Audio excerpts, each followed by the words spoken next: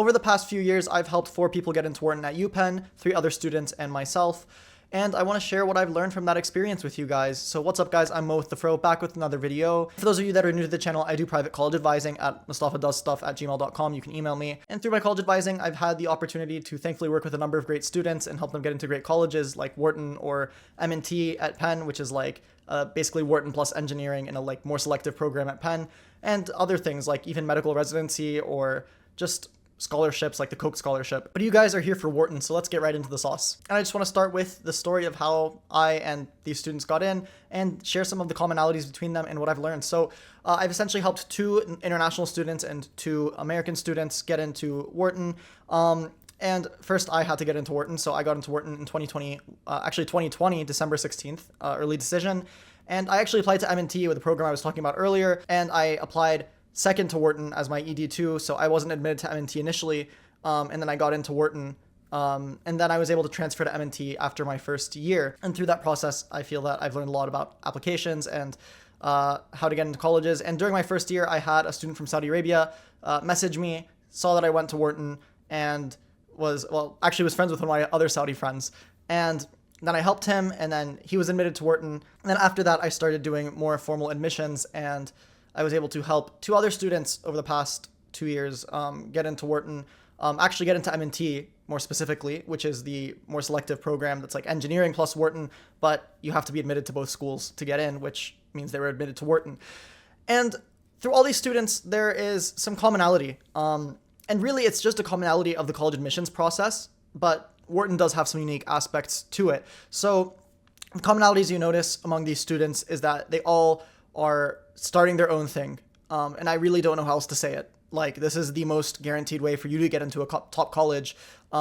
Just be a go-getter, be a self-starter, and start your own thing. Start your own, like, either startup, nonprofit, business, whatever you want to call it. But you need to start. You don't need to start something, but if you really want a great shot, I think you really should start something. And all these students had businesses that were grossing some annual revenue or had investors or the like. And myself included, when I applied, I was also working on things that had some revenue, but also nonprofit was my main thing. And I just had worked on nonprofit. And it's a very common track, to be honest. The top students generally get in with some sort of nonprofit or business. Like, the students that are really smashing and getting into a ton of colleges are usually doing it through that route. And it makes sense. Once you get into the real world, the things that make the most money are like the people that are able to start these organizations, and those are the people that generally have a lot of impact on the world. And organizations are what have the impact at the end of the day. Someone has to start them. Of course, you can do individual impact, but organizations are a great way to like just have great reach and make a ton of money. So all these students had some sort of business, and it doesn't necessarily have to be a tech business, like even though everyone's raving about AI, and it does help. I did a nonprofit about like language translation, or like translation for refugees, and I was helping translate for refugees, and I like rallied up some of my friends who spoke other languages, and we were helping refugees kind of get acclimated to America. For example, another one of my students sold phone cases. Like, is that a problem? Like, no, it's cool. Other students start blockchain or AI startups, and those are also great things to do. But it doesn't need to be so fanciful. I mean, like, it really doesn't. Well, like, some advice I gave one of my recent students is like, he's doing a dog walking business. And I'm like, that's chill. Just hire people out and make a decent amount of revenue, and you now have a business that warrants getting into business school. And that's like the really top advice I can give, especially with the way admissions have been going and the focus on extracurriculars increasing over time.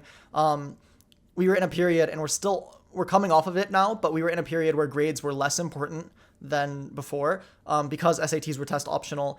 GPA was important, but like other than that, you could get in with 0 APs. I mean, one of my students, the international student, didn't end up actually taking AP exams. His school didn't offer it, but just to show you, it's not really necessary. I mean, he didn't even take the SAT. Like, it wasn't necessary. And I mean, it's really helpful, and it's going to be necessary soon. Schools are kind of like rubber banding back to the origin, but it's possible to get into Wharton without crazy grades if you have the crazy extracurriculars to back it up. And of course, there are other things you can do, and there are other things you need to do. Commonalities, I mean, the students also had a stacked resume with a number of other extracurriculars. It wasn't just this one big extracurricular. You do need resume fluff at the end of the day for any college you're applying to, but they had other business things, internships, even if they're not super formal, right? You're in high school. People understand you're not getting paid for an internship. People understand you're not getting like this huge internship at Tesla usually, although it's happened before. But like, if you just work at some firm, like it depends on what your ultimate goals are at the end of the day. But if you just work at some firm like VC or VC is actually hard to break into. Disregard that. But if you work for some like, I don't know, like even just a business, like just interning at like a business, just reach out to businesses and say, I'll do like free consulting work for you, or like I'll do free work for you. And now you have an internship. Like it's really about hustling. College admissions is about jumping through arbitrary hoops, like, and just hustling so that you can fill your resume enough at the end of the day. It's really not much more. I mean, like there is some like finagling you have to do. There's some essay writing you have to do. But on the side of like preparing your extracurriculars, it's really about just writing, figuring out what you need to do, like that looks good to colleges, and then doing it. It's, you can also do your passions, and just follow your passions. That's, a very noble path. But you still have to angle it towards colleges, and you still have to do things that look impressive. You have to signal. Like at the end of the day, it is a game of signaling. It's a game. We all have to play it. You can't just do things and then, I mean, ideally if you're doing something you're passionate about, you're making impact, but like you do need to be able to like communicate that impact, and there are certain impacts that are easier to communicate and are more, well, impressive at the end of the day. So, I mean, that's my first tip of advice. And that's a number of tips, I guess. But my first tip is really like, just go out and start something, hustle. Like, it sounds like, bruh, but like, you need to write. I have students that are very talented academically, extremely. Like, I'm talking top of the top, 15 APs, like, with mostly fives. Like, I'm talking like, 4.0 GPA, like National Merit Scholar, whatever, like Presidential Scholar Candidate, like whatever. Really, really top students. And they don't do the extracurriculars that have the oomph with them, and they don't get in anywhere. Like that's the reality of the admission system that we live in. And that's the reality for Wharton as well. Now, Wharton does have a little bit of an AI emphasis nowadays. Now, you don't have to do it, but Wharton is launching an AI initiative, and they do like people to be a little bit more technical these days than before. Before, they would be more okay with students just wanting to do finance and just go straight down the finance route, which they're still okay with. But they are shifting their focus a bit to people with a little bit more technical skill, people with the ability to work in an AI-driven world, and people that are able to like, maybe they don't build AI, but they utilize it in some capacity. You don't even need to build an AI product necessarily. I guess I've noticed it with more recent students. It's not something that I wrote about. It's not something that my earlier students wrote about, and it's something that more recent students have been writing about more and more. And then the other advice I have for Wharton, and the really most pertinent advice, is that it's a business school. You need to justify why you want to do business to some degree. You need to talk about, I mean, just like any other college essay, but in this time, it's a business essay. It's a business prompt. You need to talk about why you want to do business, like what you're going to do at Wharton and why Wharton is useful for you, why you're passionate about the business you're doing, or the business you want to do. People are moved by why you do things. They're not necessarily moved by what you want to do. You just saying, I want to create some AGI startup or something, like, or I want to create some business, is not that compelling. You telling a story, like, just think about all the shows you watch. You're moved by those stories. You like cry at the character's story, right? You don't cry at a character saying, I want to be the best gymnast of all time. You cry at that backstory where you see the character's dad pass away, and like the dad always took them to gymnastics, and like they want to just do it for their dad or something. Like, that's what makes you cry. That's what moves you. And that's what's going to move the admissions team at the end of the day. And you need to tell your story. You need to tell like the reason why you want to go to a business school, the reason why you worked on what you worked on, the reason why you're like, what you're passionate about is important, but why you're passionate about it is just as important.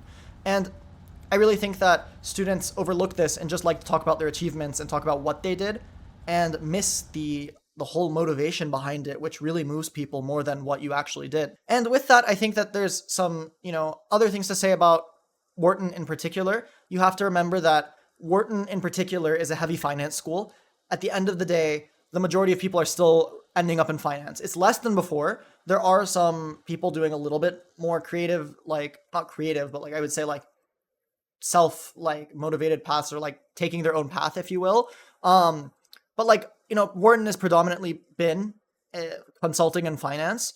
And if you don't have the extracurriculars to back up an application in finance, meaning that you don't have like, a bunch of things or like a strong reason and like, I don't know why you want to do finance and like those things, that's not the end of the world, but you might want to just consider like, do you want to do finance? And if that's the case, which it is for a lot of Wharton students, why? And can you out justify other people that have a stronger finance application? Or maybe do you want to take a different route and, talk about like, I don't know, entrepreneurship is a little bit bigger right now.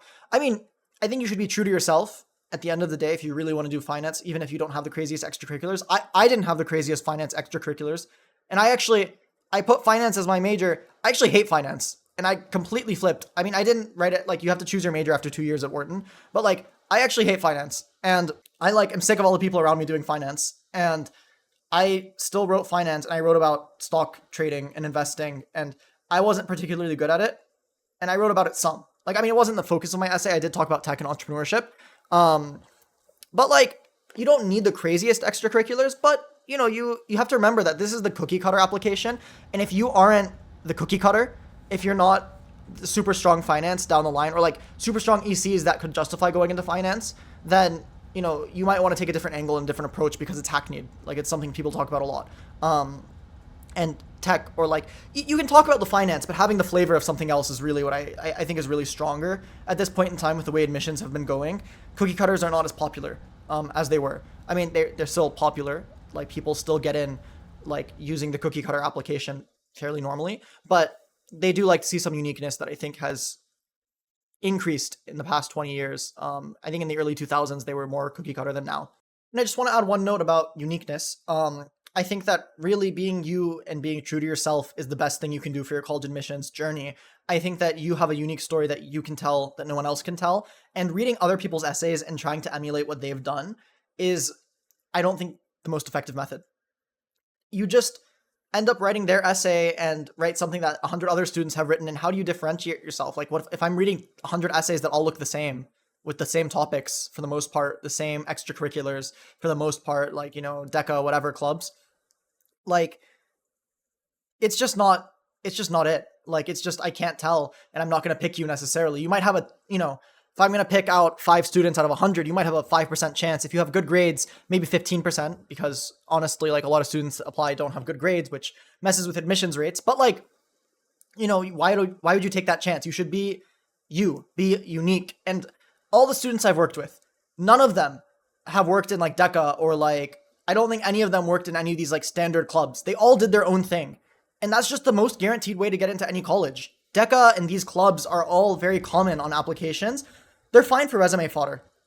They're okay for resume fodder. It's not a problem to have them. And it's not bad. You have national placements or even just like regional placements. It's not bad. But like, you need to have some story you're going to tell that's going to move me. And that's really what's going to get you in. Like, do you really think that investing 100 hours into DECA, an extracurricular that everyone has on their not everyone, but a ton of people have on their application, when you're not winning like awards or like something and just saying like I started a DECA chapter, like it's just not unique. It's so much cooler for me to talk to someone that started like a dog walking business and made like $20,000 or something, or it's so much cooler for me to talk to someone that sold phone cases in malls. Like, what? You sold phone cases in malls in high school? What were you doing? Like, why? You started a DECA chapter. Like, oh, okay, I know like 30 people that have done that. Like, it's just think about what's interesting, like, to read, and just take the position of admissions officers for some of it. And like, just think, they're reading your application and they're also reading 100 other applications. Would you choose yours and why? Like, is this a good story to read? Is this something interesting? Is this a kid that's just cracked? Like, why would they choose yours? And I think that that's like a good exercise to figure out, like, or at least like figure out what you want to write about in some sense and whether what you're writing about is interesting. And the last thing I'll say is just be authentic with your extracurriculars. And I don't think you should like do stuff straight for college or only for college. And like, I certainly don't think you should lie. Of course, embellishing is something that happens and the admissions team knows it, but find something that's unique to you so that you're going to stick with it. Like, if you don't have any passion, which is true, like some kids just don't care and just want to get into college, then yes, your passion is just doing whatever gets you into college, which is fine. But I think that really doing something that's unique to you is best. I start all my consultations with like, asking the kid about them and what they've done and what they're interested in. Like, I don't care what you're interested in. You could be interested in like literally anything, like horseback riding or something. Like, it's just about finding the business in that, because the world isn't about like doing just some like business track. Generally, the people that like the change makers in the world are the ones that like just find whatever they're doing and find the business in it. Like the real business people, right, will find the business in anything. If you're in a crowded market, they'll be the ones like outpricing the competition and like selling better. You don't need to like fit into this mold. I think that you should really do something that is you, so that they admit you and not just a cookie that they've cut. So I hope you enjoyed the video, and I hope it was informational. And again, if you're interested in advising or asking me questions about your application or chatting with me, you can email me at mustafadoesstuff@gmail.com. And thanks for watching.